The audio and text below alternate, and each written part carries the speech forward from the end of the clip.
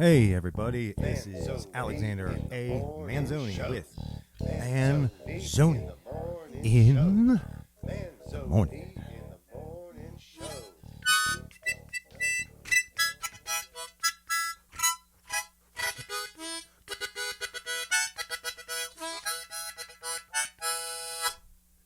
Yeah, how's everybody doing today? There's been a lot of craziness going on in America, in Spokane, and the rest of the world. One crazy summer of 2020. I know I usually report on stuff that's going on around town, things like that, but I have been at home. I've been quarantined for months and months and months, but that's okay. I mean, because I've been able to get so much writing done, working on my novel, Judge, Coach, and Executioner. It's up to 515 pages now, and I'm also editing the Spokane story. So 2 really big projects going on at once, and I still find time to write poetry.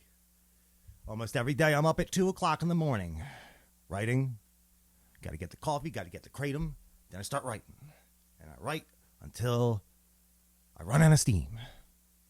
Boom, boom. Got to keep doing it. Got to, stay with it. Otherwise, I might lose it. I was writing a poem a day for a while, and then I stopped for a couple months. And the other day, I started again. So here is a new poem. It's called War on Everyone. The president is banning TikTok with 150,000 dead from the pandemic.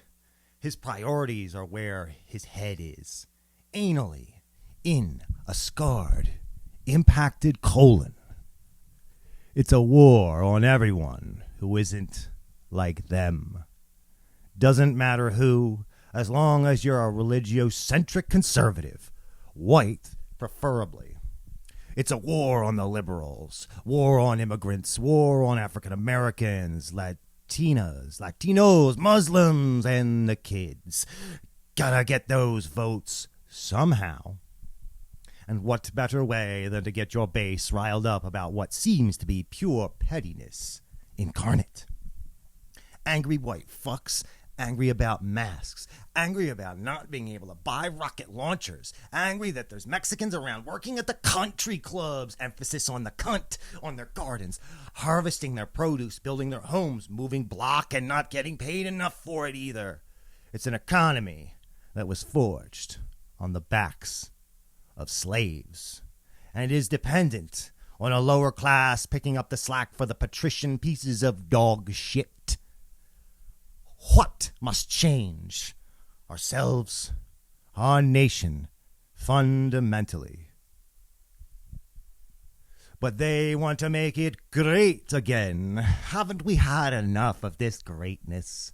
It has poisoned the souls of millions, ruined the lives of untold scores. But since a select few happen to be doing better under these conditions, the rich and the stupid demand we continue forth on this expedition to insanity and back again.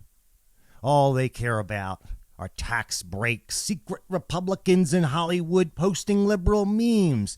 We know you vote the other way, behind closed doors. We cannot take any more, for we are about to collapse. But the propaganda man he can lead you wherever he so chooses. You are used and thrown away. A condom, a sanitary napkin tinged with old blood.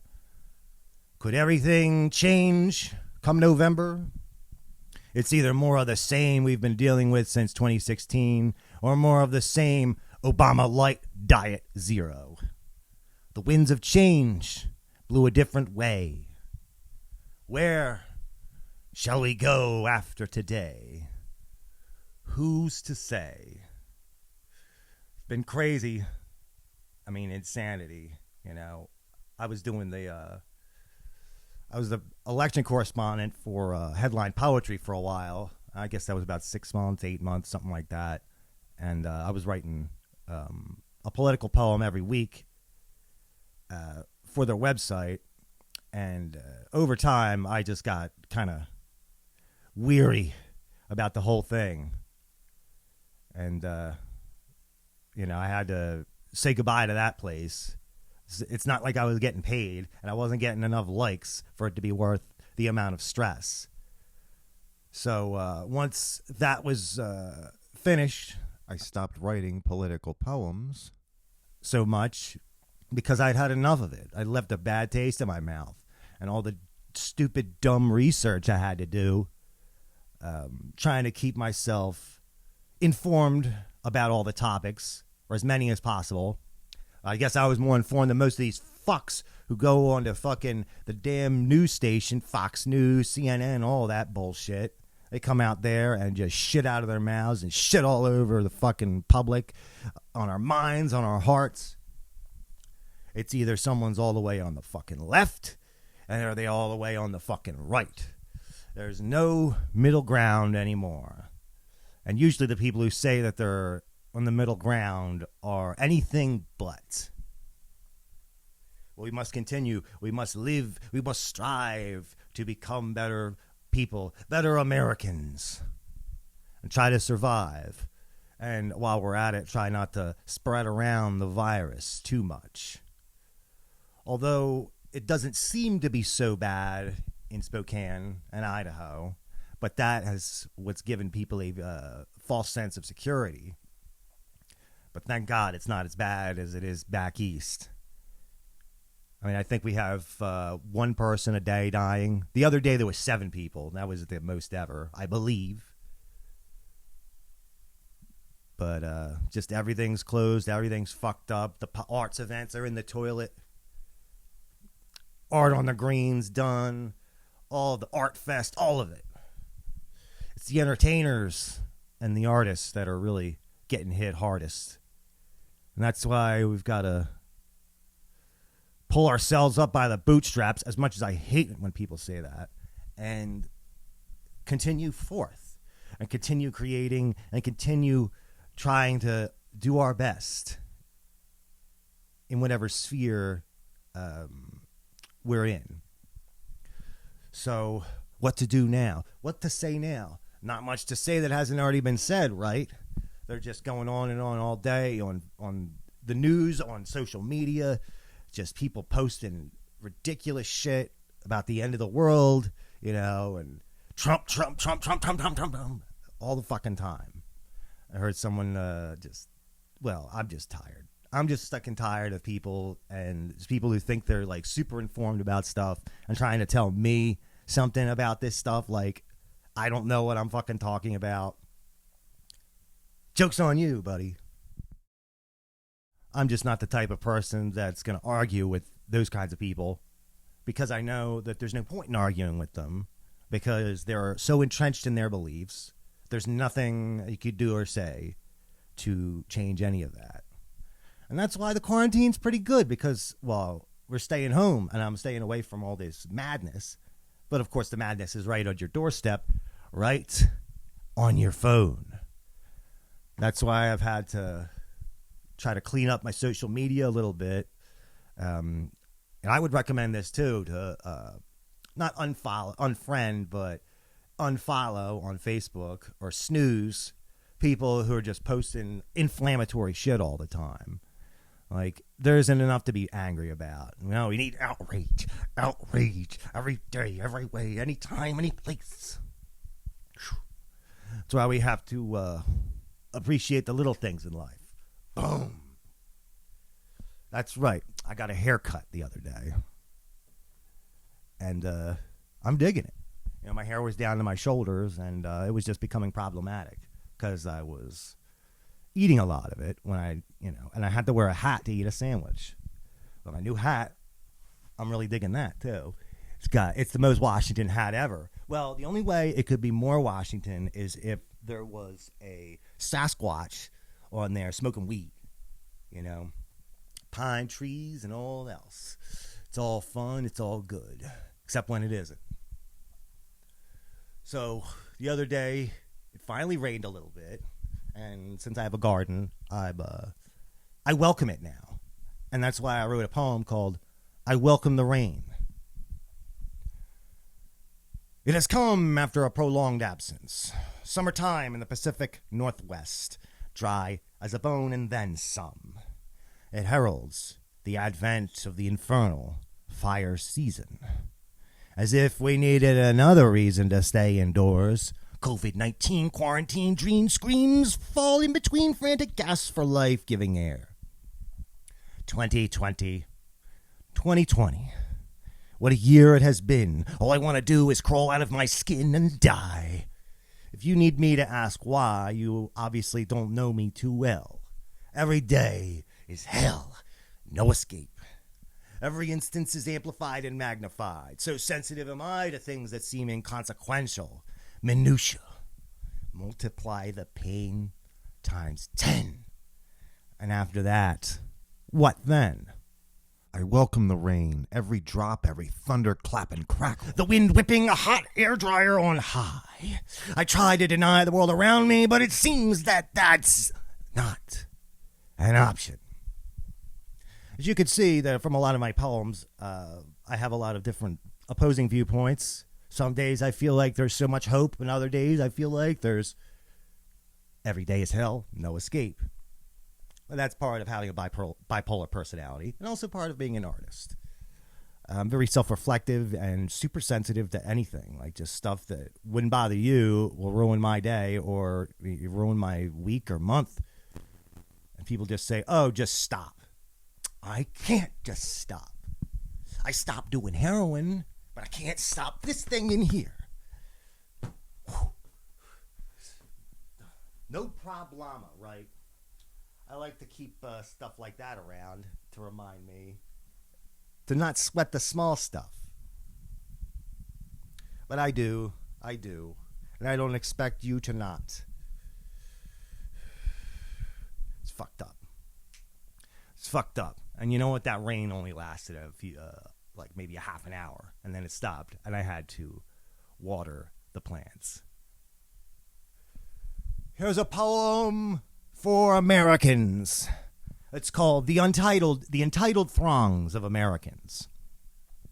Early in the morning, summer's winding down. What are we supposed to do now? Quarantine dreams, nothing else comes in between. They become fleeting memories of a year that never got a chance to be itself, spread its wings, and fly. We have all been denied our freedom, our comfort, while the entitled throngs of Americans protest having to wear face masks, throwing white paint on Black Lives Matter murals, marching in protest, rifles slung over their shoulders, ready to fire, ready to deliver unto the masses lead bullets of American freedom in action. And sometimes rubber. But that's the cops. The police are brutalizing at an unprecedented rate. They cannot get to enough of that wonderful stuff. Pure, distilled violence upon the left.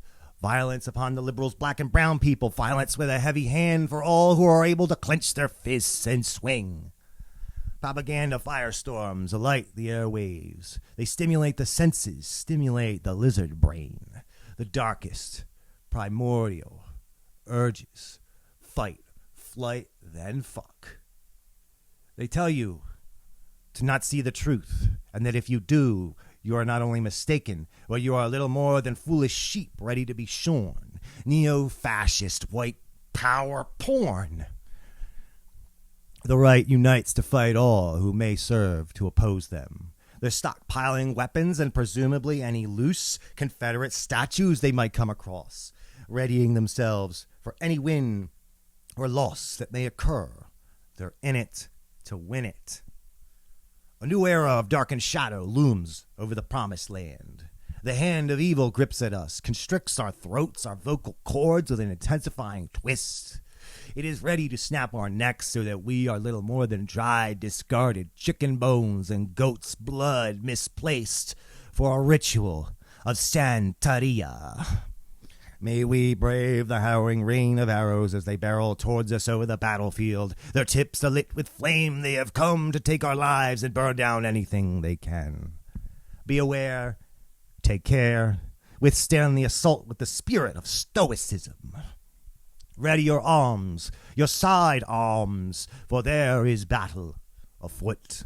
The white knights ride towards us, a grizzled cavalry on the backs of equally white horses. The lances pointed to us, suggestively rising as they ride, erecting their show of power while they cause us to fear and perhaps falter. But we will not allow ourselves to be beaten. Not without a fight. Quarantine Dreams, that is that has been the theme as of the late.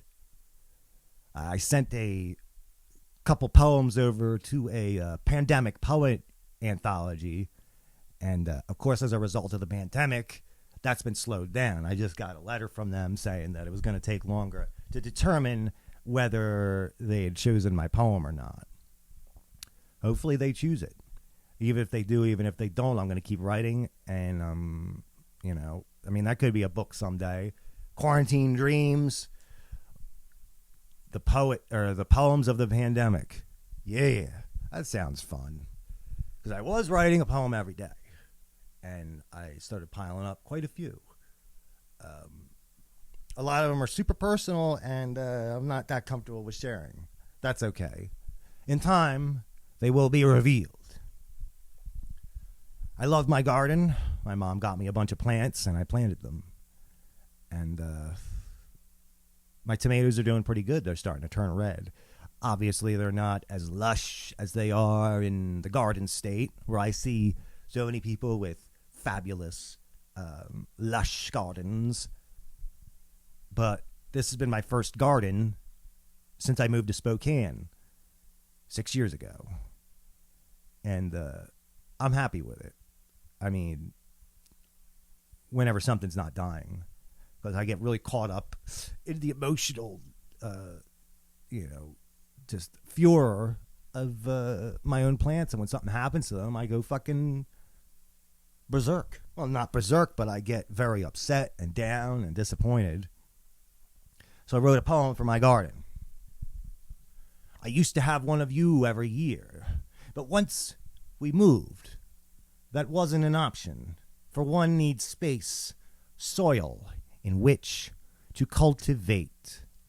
But finally, once Sophia bought the house, I was able to start again. Tomatoes, basil, peppers, thyme, lemon balm, mint, peppers, ghost, as well as normal, hot, and also sweet, leeks, catnip, sunflower, cilantro, melons. You serve to maintain a sense of growth, a valuable asset to have, especially during this pandemic year of panic, for one so afflicted with mental illness. Your flavors are enticing. I wake up every day to go outside and water you. The bugs love to feast on you, perhaps more so than I. I leave out a trap of beer to catch slugs, earwigs, and anything else that wishes to get drunk in the yard. Some of you plants, you're doing better than others. The tomatoes are undisputed ruler of the garden. Your vines hath become heavy with ripening fruit. I am glad the forest fires have not become widespread yet this year. Otherwise, your flesh would taste bitter with the distinct flavor of smoke. You are not ribs, nor are you chicken, beef, or anything else born of beast. You are my garden, and I love you. Be fruitful and prosperous. Actually, that is my newest poem. I love my garden. My next poem, I keep thinking of this in my head. I keep calling this The Summer That Wasn't, because so many people have been cheated out of their summer activities and the enjoyment of the season. It's like, we should just skip this year and not talk about it later, I really feel bad for people who are more outgoing, that aren't as comfortable to be indoors with their air conditioning and electronics and what have you. But I've gotten a lot of game playing in, and it's been a lot of fun. That has been. And the writing, but not just all the bullshit and having to wear a mask when you go outside and disinfecting your hands every time you touch something when you're at the store, and it's a lot. And I'm obsessive compulsive, so it's even worse. Like, I was already not touching doors and things beforehand, and now I'm really not touching them. The summer that wasn't. Gather round now, fair families and other strange entities.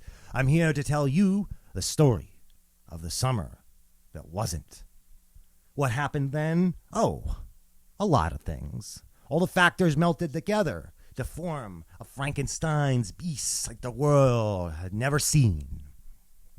Children home from school, they should be celebrating. Parents home from work, they should be worrying. Congressmen home from doing whatever it is they do, they should be run out of town by pitchfork-wielding mobs. Kids ask Mommy, why can't we go see Jimmy and Johnny? Because, said Mom, their Mommy and Daddy are filthy hoarding pigs. They live buried neath a mountain of decaying garbage, many items which had not yet before been opened. Tiger King's budget bass buddy, the Nick Cannon crust-cut offer sandwich slinger, the Marvel Comics Mysterio musical chairs umbrella stand. Don't you get it, kids? Social distancing, it's not a concept they're like to understand. But let us remand you to the custody of the schoolhouse. Probably be safe there. Not really. What is at hand? Is it an oncoming apocalypse? Are you making sense of any of this? No. Me either. Take a breather, but cover your damn mouth when you cough. And wash your hands, man. Otherwise, you see, next year, the summer that wasn't may return, revisit, resurrect for round 2. I really feel bad for the kids that are going to have to go back to school soon. Like, what are they doing?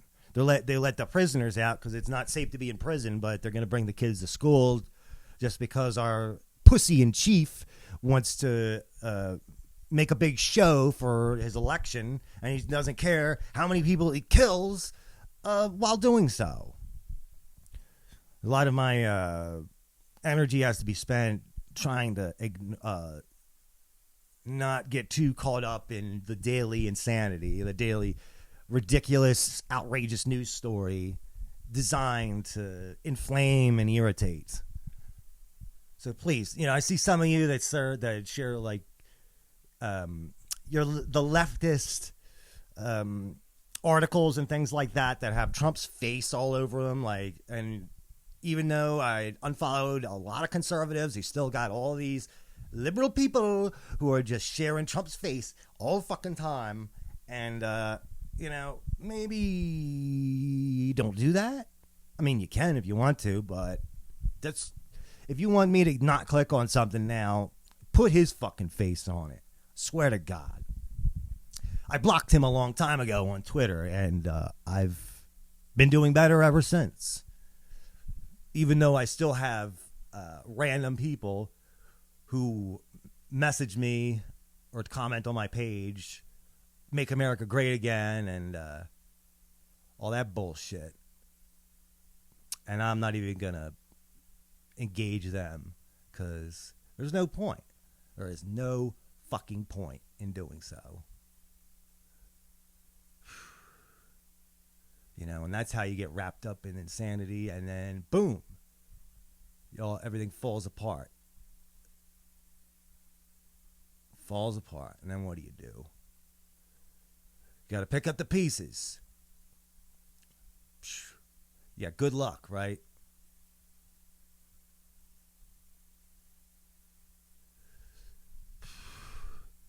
So how is everybody? Is everyone doing good? Nobody's sick, right? I don't know anybody who has actually contacted or contracted the illness yet. but I'm sure it'll happen soon enough. Here's from Quarantine Day 27, 4/19/20. Good morning, fair warning. Anything can happen today, or tomorrow, next week, next month, next year, decade. And will we be thoroughly prepared for what shall happen? If the past few months are any indication, no. Our world is turned upside down instead of a simple turnaround. We are at the cusp of a new era for this country. Though, will it be for good or for ill? I do not know, nor do any of us truly. We'll have to see what transpires over the course of these next months, and make note not to listen to the gilded yet poisonous tongues of Republican politicians. Ain't that the fucking truth? This one's from Quarantine Day 26. Prelude to a coronavirus street fight. Write a poem. Take the words, the letters, and send them off into the ether. Wherever they land is up to the passage and whim of fate. Once there was a lonely man living in a big city in New Jersey. His name was Warren Wilkinson, one so self-quarantined during an outbreak of a very nasty virus called the corona. He sits back and reflects on all the ephemeral and seemingly everlasting moments of his short life. Though, looking back, it feels as if each decade was an eternity. Eyes gazing out of a fifth-story window, he surveys the wind-swept, nearly empty city. What happened here? Only a few weeks of inopportune events. They served to clear the cement and asphalt roadways in a way previously unseen. Wherever he so witnesses those undermining the government's message of social isolation, he leans out the open window, grasping a megaphone, and screams bloody murder at them. Surprised they are. Upon receiving the oral assault, they scowl and give him double middle fingers. That's twice as much fuck you as would normally be reserved for situations such as this. So the man upstairs, angry and discontent, he picks up the phone and calls the cops. These damn kids outside, said he, they refused to keep 6 feet away from another. And when I told them so, they, get this, gave me double middle fingers in protest. Double the pleasure, double the fun, eh, Mac? Said the operator in jest and reflecting a 60-plus-year-old ad campaign. So what do you want us to do about it? Send a few squad cars after 'em? Shoot 'em? That'd be a nice start, said Warren. How long do you think it'll take? I was joking, pal, said the operator. Our resources are stretched thinner than Jennifer Garner's exposed panty line. Who the fuck is that? Remember the 2003 movie Daredevil with Ben Affleck? Hell no, said Warren. I mean, I did, or I do, but I try not to. So come on, help me out, pleaded Warren. These kids are acting like jerk-offs. They're gonna catch the bug. If they do or if they don't is no interest of mine unless they're endangering the public on an appreciable scale. Well, that should have been the operator. If they do or if they don't is no interest of mine unless they're endangering the public on an appreciable scale. Well, fuck you then, screamed Warren. I'll take care of them myself. He ended the call by slamming the cellular phone against the stairwell banister. A crack presented itself, extending up the screen, bisecting it with myriad forked fractures. Warren cursed to himself. He jammed the busted phone back into his pocket and found another window to lean out of. A reclusive, predatory bird. More movement down on the streets, a group of joggers running together. 6 feet, screamed Warren. You're supposed to be 6 fucking feet apart. Warren leaned forward a little too far and almost fell out the window. That would have been rough, right? Then one of them, Tyler, a young man with a short trimmed beard and wearing neon green fanny pack, clapped back. Mind your own business, old man. He gave me the finger too, 2 for 2. What's the use trying to talk to these people? They never listen, nor do they want to. Warren worked himself up into a frenzy. He ran downstairs, out the door, past the homeless man fixing up a shot of heroin, or meth perhaps, coughing furiously on the steps. It only dawned on him a few moments later that he had thrown himself through the airborne droplet gauntlet. By then, the joggers were already ready to start something. At first, they took flight, but quickly did they notice to do otherwise. Tyler stopped and turned to face me. "What do you want, you old fuck?" said Tyler, stepping forward, while the rest of his party said, "Ooh," like a group of worked-up school kids. "I want you damned kids to listen to the damned guidelines. 6 feet. 6 feet." "We are 6 feet," said Tyler. "I don't know what your fucking problem is." "Yeah," said one of his accompanying associates, a moderately cute girl wearing black Spanx with a long pink vertical line going up each leg. "Show 'em who's the boss, Ty." "I might have to," said he, pantomiming, rolling up his sleeves. Admittedly, he was only wearing a garish polyester wife beater. He jogged up to meet Warren. Warren took a few steps back. "So," Warren began, "how are we going to fight it out if we can't get close?" "We don't need to fight, old man," said Tyler. "You could just turn your little tail and walk away from this." Warren lowered his center of gravity, hunching down, bending his knees. He then charged.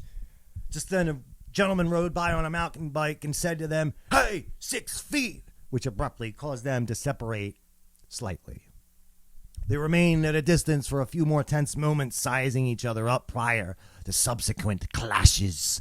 Red and blue lights appeared down the road. Someone called the cops. The snitch fucking crybabies. The crowd dispersed rapidly. They didn't want to get in any trouble. Us two hotheads, though, we didn't care. In fact, it may have brought us closer together, because we found ourselves clawing at each other's faces. Whew. Getting hot. Getting sweaty. Whew. Damn right.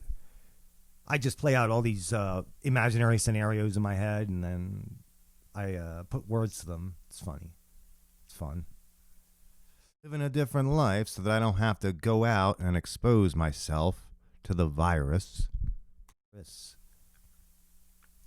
I'll just be good. Keep your shit together. Don't let the world get you down. Don't let politics control you and be, just manifest evil in your life. Don't let the rage control you. Follow your heart and also your gut.